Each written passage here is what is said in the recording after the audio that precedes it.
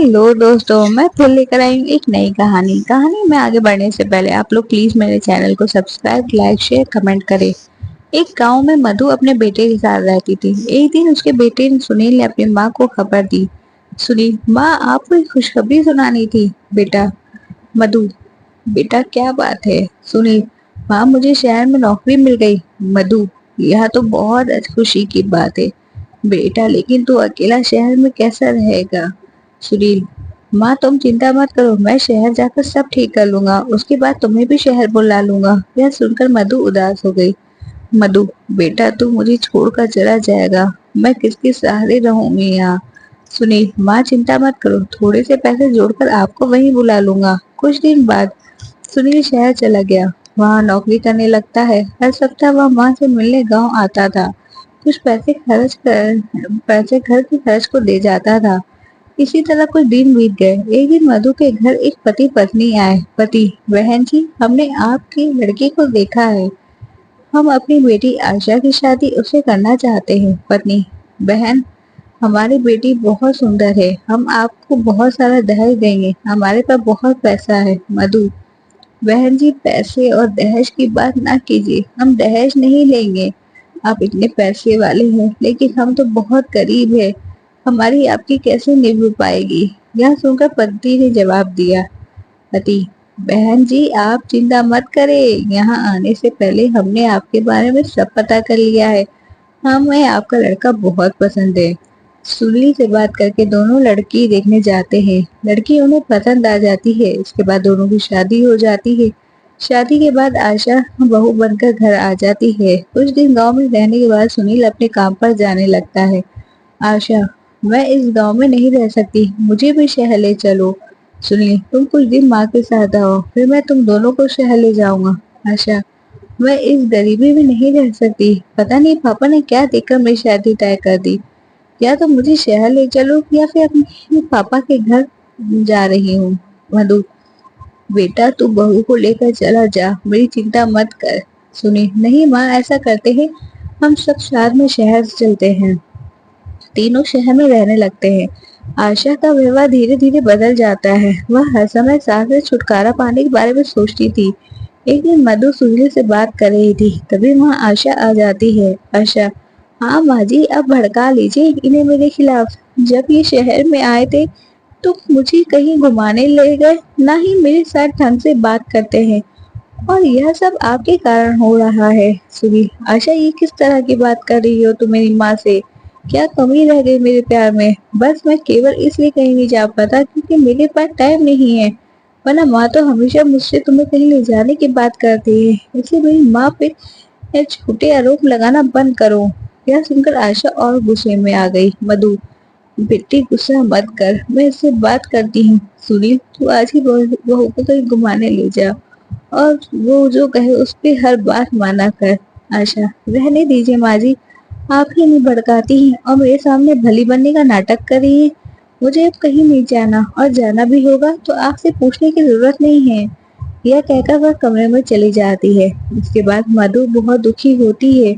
उसके अरमानों में पानी फिर जाता है। इधर सुनील भी बहुत दुखी होता है।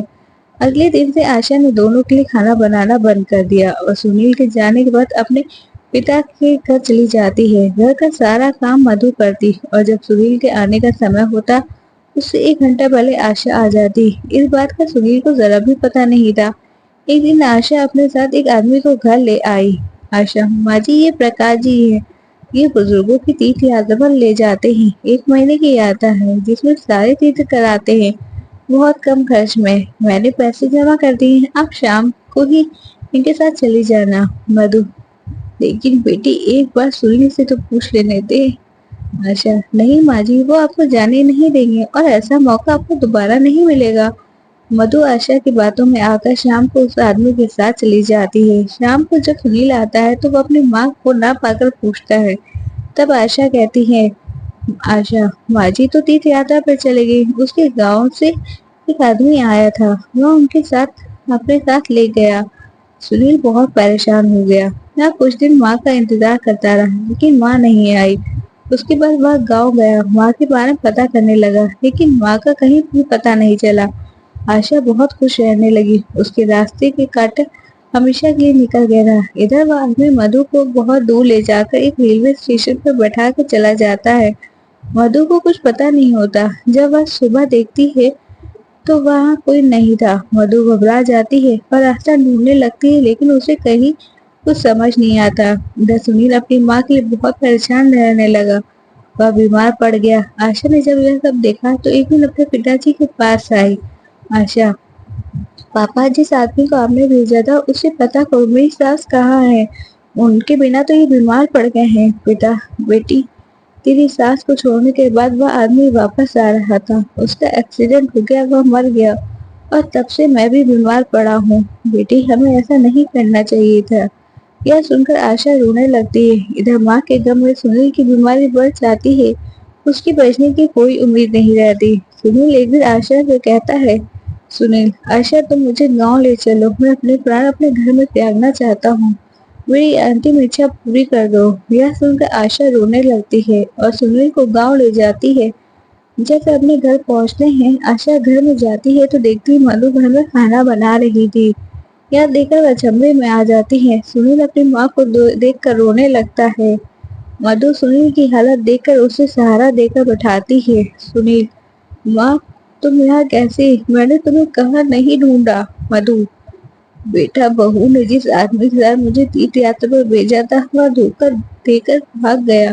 मैं भटकते भटकते किसी तरह गांव पहुंच गई।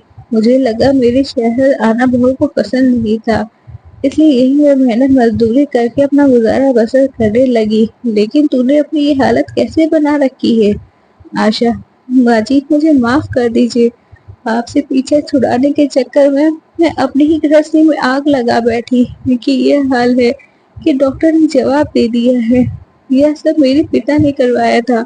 वो भी बहुत बीमार है और वह आदमी एक्सीडेंट में मर गया जिसे मेरे पिता ने भेजा था। सुनील, अब तुम यहाँ से चली जाओ। मैं अपनी माँ के चरणों में मरना चाहता हूँ। मुझे चैन से मरने दो।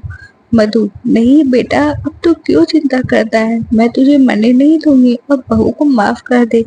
इसे अपने किए की सजा मिल गई। उसके बाद सास बहू ने दिन भर रात सुनील की सेवा की, उसे खुश रखने की कोशिश की। माँ का प्यार पाकर सुनील कुछ ही दिनों में बिल्कुल ठीक हो गया।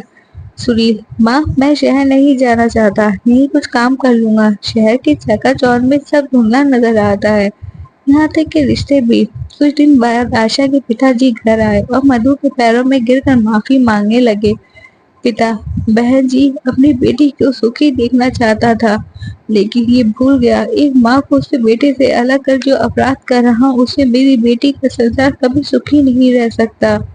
मधु, मैंने आप सभी को माफ कर दिया। इसके बाद आशा बिल्कुल बदल गई। वह अपनी सास की सेवा करने लगी। सुनील उसके व्यवहार से बहुत खुश रहने लगा। Thank you for watching.